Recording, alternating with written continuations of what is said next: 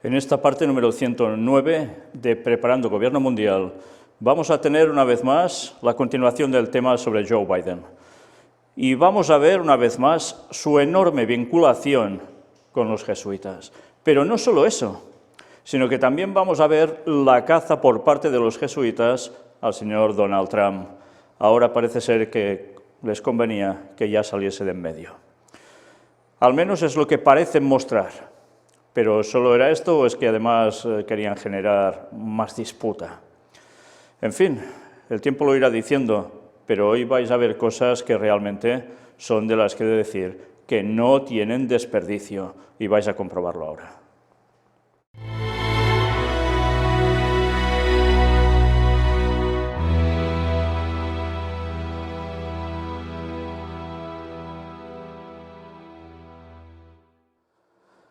Pues sí, una vez más, como veis en la portada, vamos a hablar de los jesuitas, vamos a hablar de esa relación entre Joe Biden y esa orden tan importante, tan dominadora, y que es la que está preparando el gobierno mundial.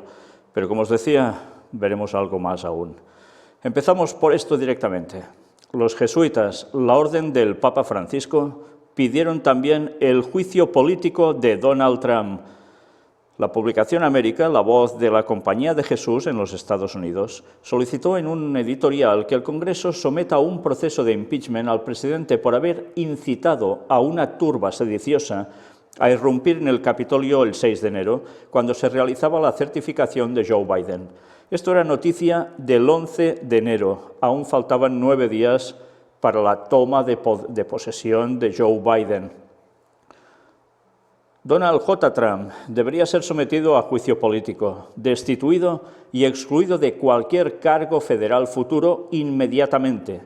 En un artículo firmado por el conjunto de sus editores, América, la publicación semanal de los jesuitas en los Estados Unidos, se sumó a las voces que solicitan que el Congreso someta a impeachment al presidente por haber incitado a una turba sediciosa a irrumpir en el Capitolio el 6 de enero, en el momento en que se realizaba la certificación de Joe Biden como presidente electo. La publicación de la orden religiosa a la que pertenece el Papa Francisco subrayó que el asalto a la capital nacional será recordado como uno de los acontecimientos más viles de la historia estadounidense y que no deberían quedar dudas sobre por qué sucedió y quién lo causó. Con el título «Someter a juicio político y condenar ahora mismo», el editorial de la publicación que dirige Matt Malone, que está asociada a la web de Jesuit Post y al podcast Jesuitical, recordó en su primer párrafo que al menos 5 personas han muerto, incluido un policía del Capitolio que fue apaleado mientras defendía la Casa del Pueblo, y que un segundo oficial de la policía del Capitolio que respondió al salto se suicidó el 10 de enero. Tras calificar de insurrectos a los fanáticos de Trump que forzaron la evacuación de los legisladores a un lugar seguro, el editorial de la Compañía de Jesús en los Estados Unidos destacó que muchos de ellos llevaban equipo de combate y armas automáticas, y que aunque aquellos que no llegaron así preparados convirtieron las vallas metálicas, los escudos de la policía, las astas de las banderas y los extintores de incendios en armas improvisadas, que esgrimieron con ferocidad mientras gritaban invectivas racistas y antisemitas. El ataque horrible y repugnante, según el medio de noticias y opinión sobre catolicismo y política en los Estados Unidos, podría haber sido peor. Desarrolló docenas de los sediciosos que rondaron por el Capitolio también llevaban bolsos de lona, cualquiera de los cuales podría haber contenido los medios para asesinar a la rama legislativa del gobierno federal en su conjunto, incluidas las primeras 3 personas en la línea de sucesión presidencial.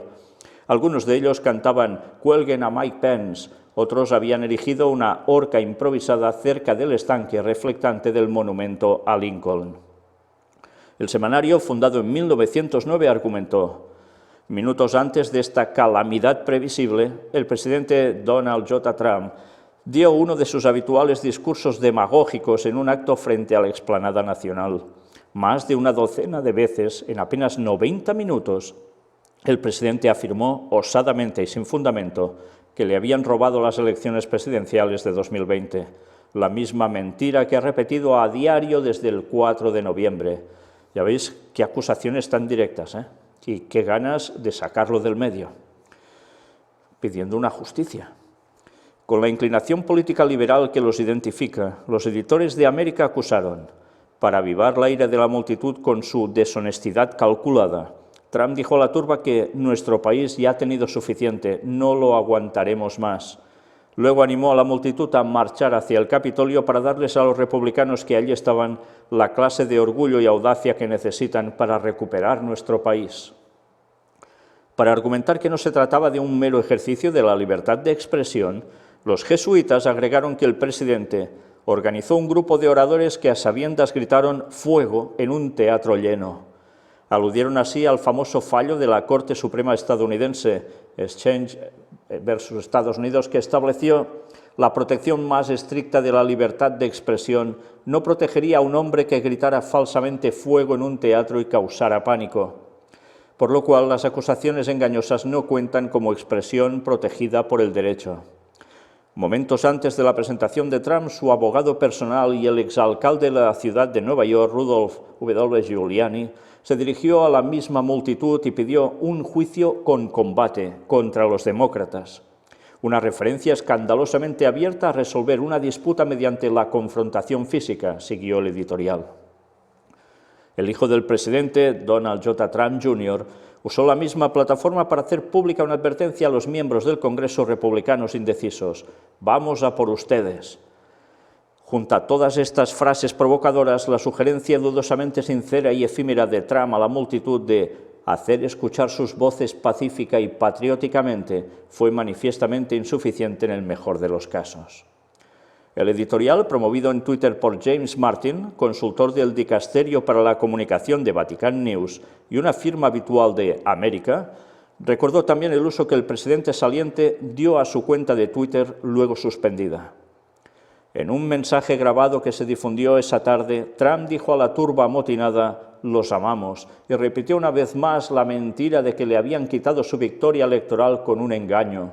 Sin dudas, el presidente dijo palabras bonitas en Twitter y en el vídeo para pedir paz, pero cualquier persona razonable habría visto allí el guiño que eso fue en realidad. Y aún, si finalmente a regañadientes reconoció que el 20 de enero asumirá un nuevo gobierno, Trump no ha asumido la responsabilidad ni ha expresado su arrepentimiento por instigar el asalto y ha confirmado que él no asistirá a la toma de posesión de su sucesor debidamente elegido.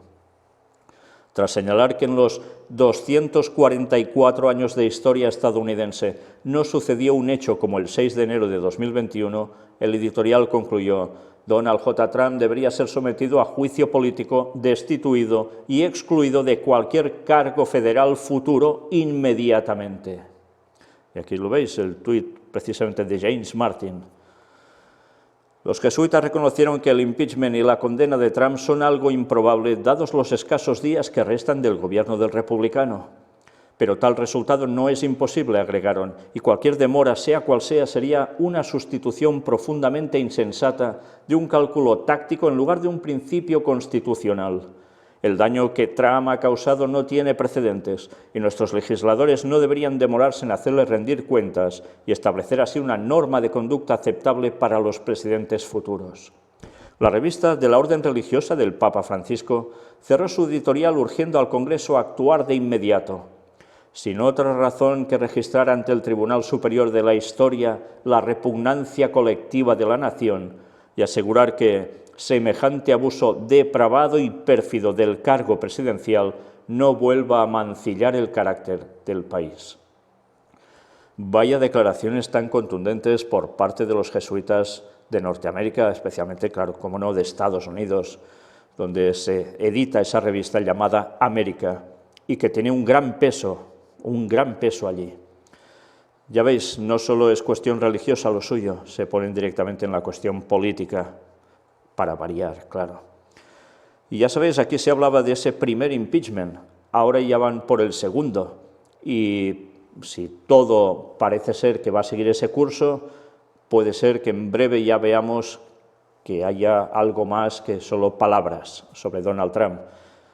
Pero ya sabéis también que precisamente se está diciendo que en marzo va a ser el propio Donald Trump el que vuelva a ostentar el poder. Sí, eso lo dicen los militantes de Q, y allegados. Bien, veremos qué termina pasando, pero aquí queda claro que la posición de los jesuitas era al menos mostrarse que hay que sacar a Trump de en medio, porque hay que hacer justicia. Bueno, con este tipo de declaraciones, evidentemente, lo que pueden llegar a hacer, que es pues que toda una otra parte que está a favor de Donald Trump se pueda aún enfadar más y liar una confrontación muy seria. Pero veremos qué termina pasando.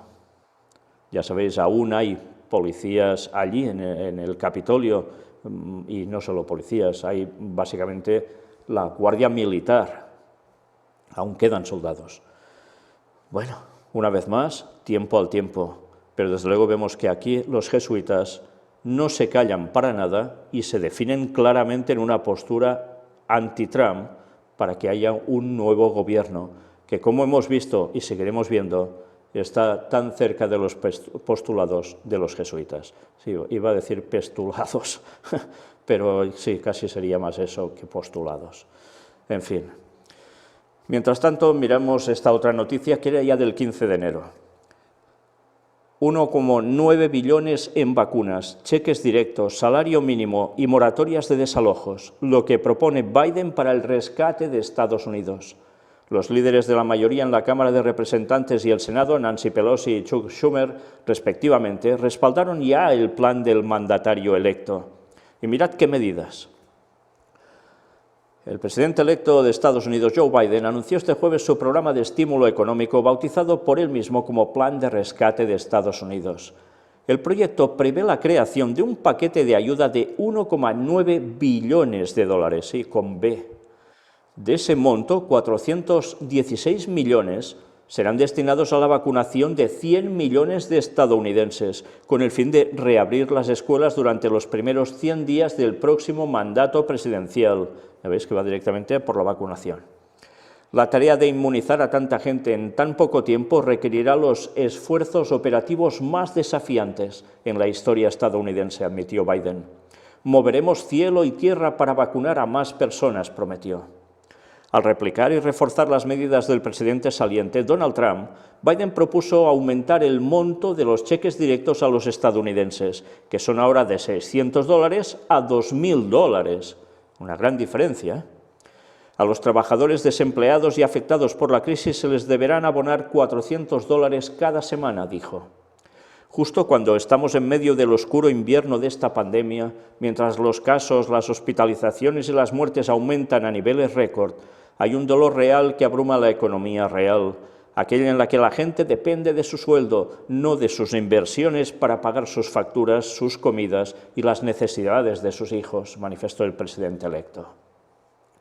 Necesitamos más acción, más políticas bipartidistas, resaltó. Entre otras, propuso las siguientes medidas. Cuando dice bipartidistas es que lo aprueben los dos grandes partidos,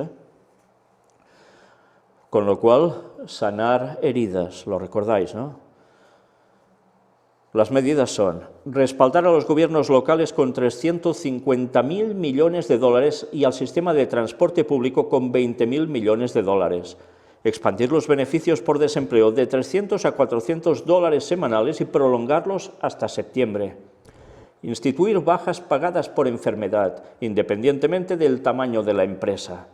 Decretar un salario mínimo de $15 por hora.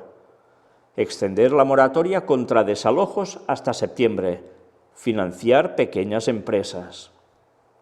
Dado que los demócratas controlan ahora ambas cámaras del Congreso estadounidense, hay una alta probabilidad de que la propuesta sea aprobada sin problemas. Los líderes de la mayoría en la Cámara de Representantes y en el Senado, Nancy Pelosi y Chuck Schumer, respectivamente, respaldaron el plan de Biden. Estas propuestas de la administración Biden-Harris serán fundamentales para que nuestro país supere este periodo desafiante y se mueva hacia una etapa de recuperación. Nos hacemos eco del llamado del presidente electo a una acción bipartidista sobre su propuesta y esperamos que nuestros colegas republicanos trabajen con nosotros para promulgarla rápidamente. Bueno, pues ya veis, es una declaración conjunta de los líderes demócratas a NBC. Estamos viendo las medidas a implementar que él proponía ya en esos días para sanar la recuperación, sí, de la economía, pero también de la división generada, dicen, por Donald Trump, entre unos y otros, republicanos y demócratas, prácticamente dividiendo al país en dos. Y todas esas medidas son para demostrar que van a hacer mucho más de lo que hizo Trump. Evidentemente todo es política y a ellos les es fácil mover su maquinita de dinero y generar billetes como si nada. Son los únicos que pueden hacerlo, aún cuentan con esa regla, a nivel mundial, sí. Pues bien, ya hemos visto que quiere adoptar un tipo de medidas que el propio Papa también estaba totalmente a favor. Pero aún veremos más cosas ahora, en este vídeo, que nos terminan de explicar más detalles. Pues bien, ya habéis oído todos los detalles y además, como terminaba hablando de ese segundo impeachment, y todo lo que aconteció al respecto y cómo Donald Trump parecía cada vez más aislado. Y en fin, ya sabéis, ahora Donald Trump ya está en Florida, está en su hogar allí y se dice por parte de los seguidores de Q que está en ese lugar porque el mando militar es el que va a tener el poder, que él está tranquilo y que sabe cuándo podrá volver a cogerlo. En fin, tiempo al tiempo como siempre. Mientras tanto, seguimos con esto otro que una vez más tiene que ver con jesuitas y Biden.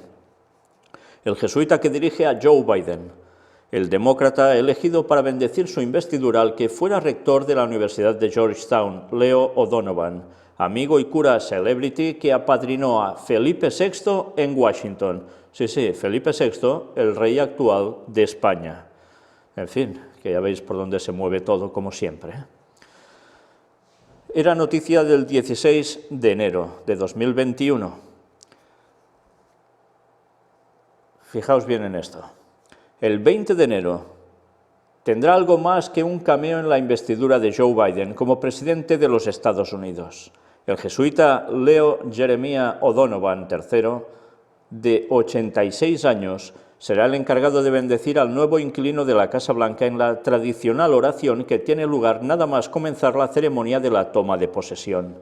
Una designación a dedo del líder demócrata, en tanto que el sacerdote es lo más parecido a un director espiritual para el líder demócrata, al que ha acompañado en los instantes más aciagos de su vida personal, que han sido unos cuantos. El religioso fue quien presidió el funeral de su hijo mayor, Beau Biden, fallecido de un cáncer cerebral a los 46 años en 2015. Cuando el jesuita se enteró de la muerte de la mano del propio político, rompió a llorar dado los lazos que le unen a la familia. Fue él quien me consoló a mí. En ese momento él se convirtió en el pastor, recuerda este cura alineado con las reformas del Papa Francisco y que define al nuevo presidente como un católico profundamente fiel y muy creyente.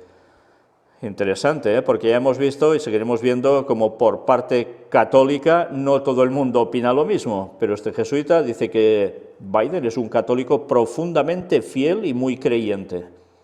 En fin, ya veis que dentro del catolicismo hay opiniones para todos los gustos, pero si vamos en las creencias que de ellos tienen como catolicismo, evidentemente no es un católico profundamente fiel, porque es, no va, bueno, le va el tema de aborto, le va el tema LGBTI, etcétera, etcétera. Por tanto, muy creyente será de otro modo, ¿no? Y muy católico profundamente, pues es evidente que no. Y con esto no estoy defendiendo el catolicismo, estoy diciendo que no cuadra con el perfil del católico que nos quieren vender los jesuitas que Biden tiene. Petición personal. De hecho, fue Biden quien llamó personalmente hace unos días por teléfono para pedirle que le acompañara en la jornada en la que se convertirá en el segundo católico que resida en la Casa Blanca, después de John Fitzgerald Kennedy. No hacía mucho que se habían visto.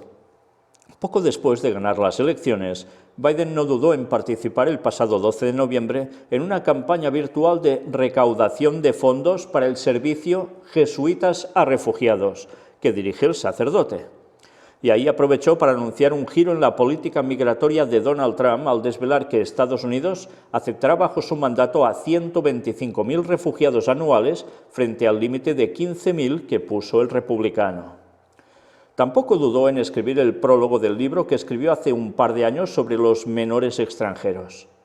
pero el vínculo entre ambos viene de lejos, al menos desde los años 90, cuando el jesuita era el rector de la Universidad de Georgetown y el demócrata senador por Delaware.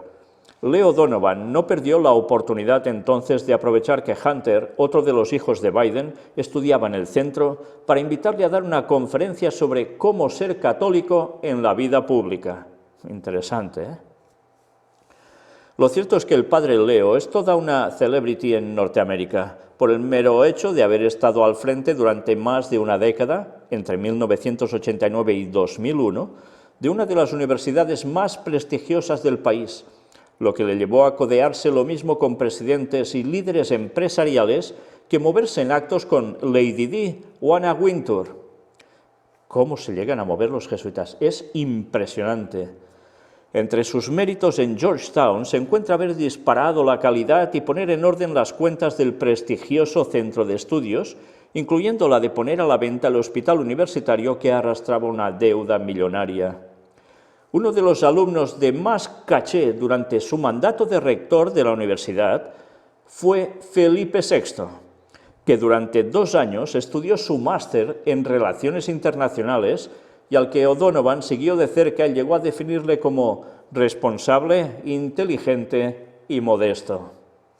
Bueno, en España no todo el mundo opina igual, precisamente de lo que dice este señor, pero en fin, hay gustos para todo.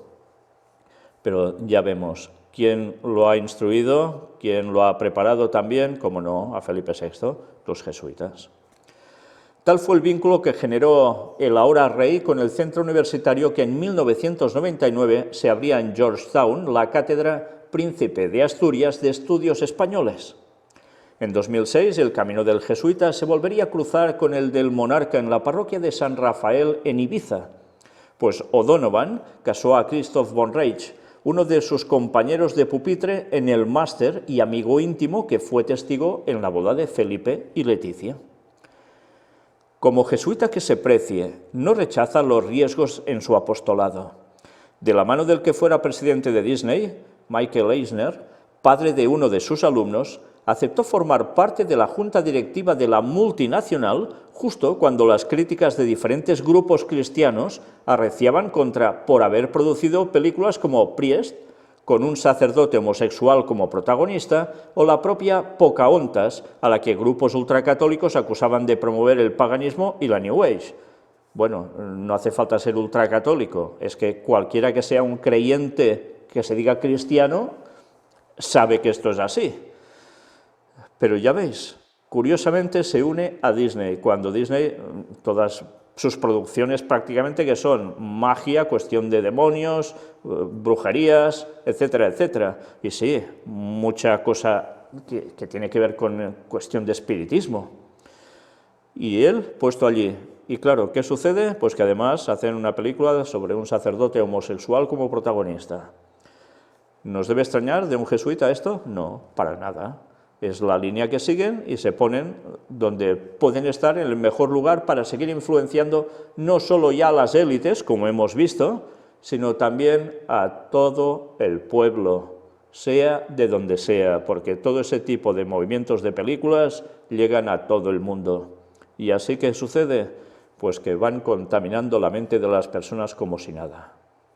Qué triste, ¿eh? Qué triste. Pero qué magnífica labor están haciendo para sus fines satánicos. Es impresionante. También se inició un boicot porque la empresa amplió los beneficios familiares a los empleados a las parejas gays. Ya veis por dónde va todo, ¿no? No estoy seguro de cómo es de consciente de cuánto encarna el Concilio Vaticano II, pero la encíclica Gaudium et Spes habla del nacimiento de un nuevo humanismo en el que las personas se definen por sus responsabilidades para con sus hermanos y hermanas. Y ese es Joe Biden. Impresionante, ¿eh? Bueno, ya veis que esa encíclica tiene mucho que ver también con Fratelli Tutti de este Papa actual. Y mira por dónde todo esto enmarcado y puesto sobre Joe Biden. Dice convencido el director espiritual de cómo el líder demócrata puede encarnar la doctrina social de la Iglesia en los próximos 4 años. Por tanto, utilizado por la Iglesia Católica para desempeñar las funciones de la Iglesia Católica. Esta reflexión no parece ser compartida al 100% por los obispos norteamericanos, que, si bien confían en que acabe con la pena de muerte en el país, tienen su espinita clavada por su postura ambigua ante el aborto. Ya veis, el aborto prácticamente es el tema que está dividiendo más a la población a favor de unos u otros, incluso entre el catolicismo. Y esto es significativo, ya lo vimos en la conferencia anterior. Se están centrando más en estos temas que no en la historia y en lo que están haciendo el catolicismo por detrás, entre bambalinas, que cada vez es más manifiesto, y lo que nos espera por profecía, que sabemos que se va a cumplir. Como desechan esa parte bíblica y se acogen solo a ciertas cosas, pues así están que no se enteran de nada, ni unos ni otros. Qué triste, qué triste. Pero bien, eso también vale la pena destacarlo, y es que ya sabéis que los jesuitas tienen un gran poder, en la Iglesia Católica es evidente, tienen al Papa puesto ya jesuita, pero esto no es suficiente para que, como a través de toda la historia, desde que se generaron los jesuitas y aceptaron por parte de la Iglesia Católica, que entre el resto de órdenes católicas, pues hay una gran diferencia entre ellos, que es más, que no se fíen para nada de los jesuitas. Y eso, que pasó antaño, sigue aún vigente. Entre ellos tienen sus disputas. No les gustan los jesuitas a muchos que pertenecen a otro tipo de órdenes eclesiásticas. Y eso la gente debe conocerlo, pero ya se sabe quién va a triunfar, ¿eh? Pero eso indica algo, y es que aún hay personas que, estando en el error, siendo quizás obispos y demás, aún quieren ser fieles a lo que creen que debe ser. Y quizás Dios entre esas personas aún también tiene algunos que serán sinceros y abrazarán la verdad del mensaje del cuarto ángel cuando conozcan todo en profundidad y van a salir de Babilonia. Y por eso debemos orar por estas personas también, y que Dios coja a todos los que pueda para él. Católico practicante. Poco se sabe si de dónde irá Biden a misa cada domingo cuando finalice su mudanza. Jill, su actual mujer, le acompaña siempre a la Eucaristía, aunque ella es presbiteriana. En su entorno defienden que al menos durante los primeros meses la celebrará en la Casa Blanca, tanto por cuestión de seguridad como por la pandemia del coronavirus. Hasta ahora el futuro presidente ha continuado yendo a la iglesia de San José, cerca de su residencia en Wilmington, y cuando ejerció como vicepresidente alternaba la capilla de Dahlgren en Georgetown como la parroquia de la Santísima Trinidad, ambas en manos de los jesuitas, para variar, claro. Ya veis a qué paraguas se cobija, y ahora entenderéis por qué ha subido tanto durante todos estos años. A buen seguro que si le solicita al padre Leo que ejerza de capellán presidencial, no dudará en aceptar. ¿Qué os ha parecido? ¿Vale la pena dar más detalles aún sobre los jesuitas y cómo suben al poder a quien quieren y la gente va a votar tan feliz y no se da cuenta de quién mueve los hilos en verdad? Qué lástima que la gente no conozca las cosas por detrás y no conozca la profecía ni la historia, o no quieran, porque cuando se les presenta la verdad la quieren ignorar tantísimas veces e ir contra ella por si fuera poco. Qué lástima, porque así no van a reaccionar y así no van a ser salvos por la eternidad. Y eso es lo más preocupante. Una noticia más, el significativo gesto de Kamala Harris para jurar su cargo como vicepresidenta. Lo hará ante la primera jueza hispana del Supremo, Sonia Sotomayor. Era noticia del 17 de enero, quedaban 3 días ya. Pues bien, mirad. Por su parte, Sotomayor, nacida en Nueva York y cuyos padres eran puertorriqueños, se convirtió en 2009 en la primera jueza hispana en ascender al Supremo en la historia del país, tras ser nominada por el entonces presidente Barack Obama. Actualmente, Sotomayor forma parte de la minoría de 3 jueces progresistas del Supremo y es probablemente la figura más admirada por los demócratas en el alto tribunal tras la muerte el pasado septiembre de la veterana magistrada Ruth Bader Ginsburg. Ya estuvimos hablando de todo esto, tanto de Sotomayor como de la muerte de Ginsburg, y etcétera, etcétera. Mientras jura su cargo, Harris pondrá la mano encima de 2 Biblias, como es tradición en el país. Había gente que decía, una se ve que es la Biblia, el otro, ¿qué libro será? Pues ya lo veis, 2 Biblias. Afirmó este sábado un asesor de la vicepresidenta electa citado por varios medios que pidió el anonimato. La primera Biblia que usará perteneció a una amiga de la familia de Harris, Regina Shelton, y la segunda fue propiedad del fallecido juez Thurgood Marshall, que fue el primer afroamericano que formó parte del Tribunal Supremo y es uno de los grandes referentes de la vicepresidenta electa, explicó el asesor. Ya veis que todos son gestos sumamente significativos, por todo lo que entraña a nivel de etnias, razas, unidos, Biblia, en fin.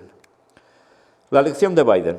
Biden, por su parte, tiene previsto usar para jurar su cargo la misma Biblia que ha utilizado con ese fin durante toda su carrera política, un enorme tomo que es propiedad de su familia desde 1893 y que mide casi 13 centímetros de ancho, ya lo vimos, ¿no?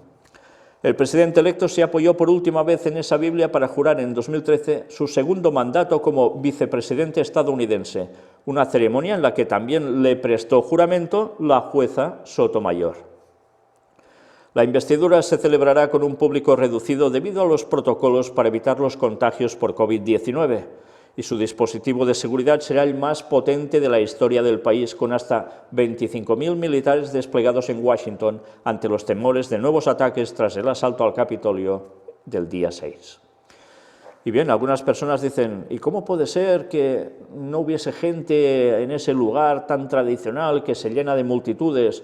Es que nadie, dicen los de Q sobre todo, nadie hubiese ido porque Biden no tiene apoyo.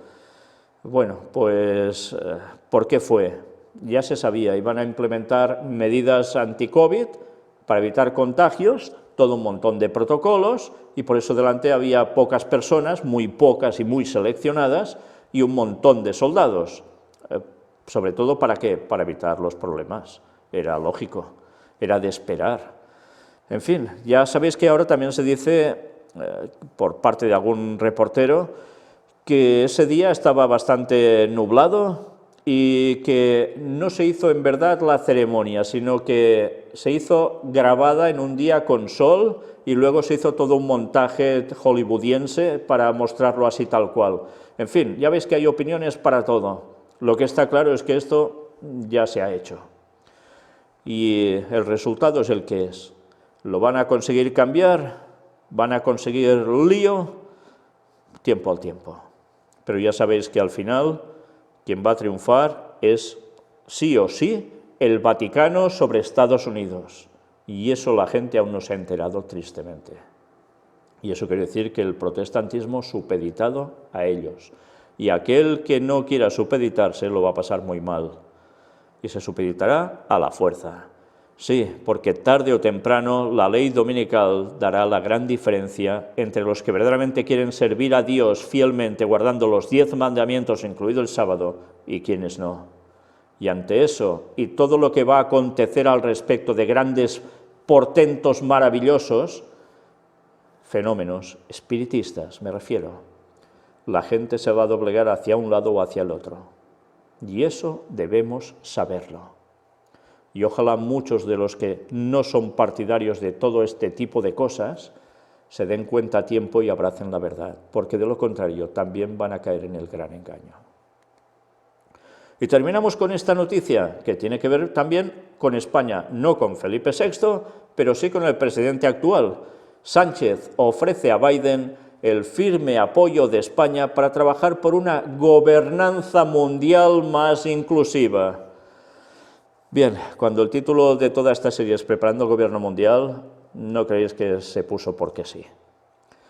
Ya veis cómo hay un objetivo, y aquí queda más claro, imposible. Y mirad, era noticia del 18 de enero.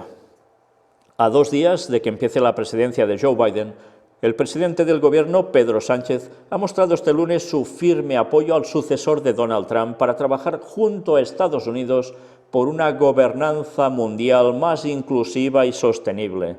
Bueno, es que suenan a las palabras del Papa también las de Sánchez, Durante su intervención en la inauguración de la cuarta conferencia de embajadores que ha reunido en Madrid a los representantes diplomáticos de España, también ha apostado por estrechar los lazos con China, un país con quien Estados Unidos mantiene graves contenciosos comerciales y monetarios, y en mantener el diálogo con Rusia, también con los opositores a Putin y Turquía, que plantean una difícil relación en estos momentos con la Unión Europea.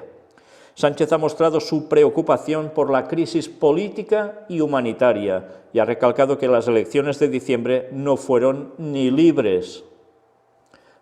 Vaya, lo que está diciendo ya, cómo se posiciona.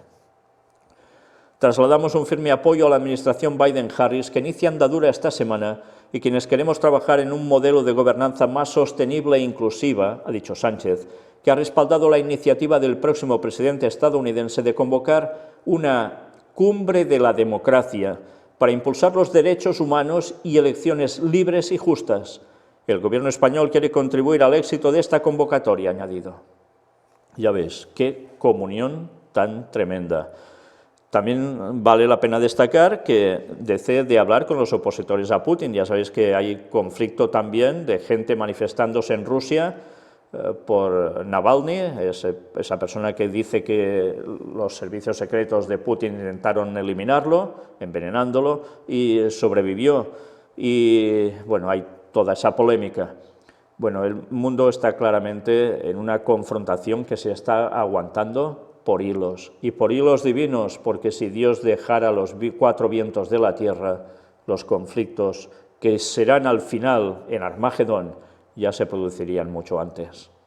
Y Dios, gracias, gracias que aún estás al control, porque de lo contrario aquí ya no quedaba nada ni nadie. Pues bien, mientras vemos que el lenguaje papal, los proyectos papales están puestos por todos lados, que implican ya tantos poderes en tantos lugares, nosotros terminamos de momento hoy aquí esta conferencia. Vamos a continuar aún este tema, porque aún está dando de sí, y veremos cosas que una vez más no van a dejar de sorprendernos y maravillarnos, sí, porque las profecías se están cumpliendo delante nuestro. ¿Y de qué modo? Como también la que se va a cumplir en 2031 con el regreso de nuestro Señor para poner punto y final a tanta tontería, por decirlo de un modo suave. Gracias por todo lo que hacéis por nosotros desde aquí. Dios os bendiga.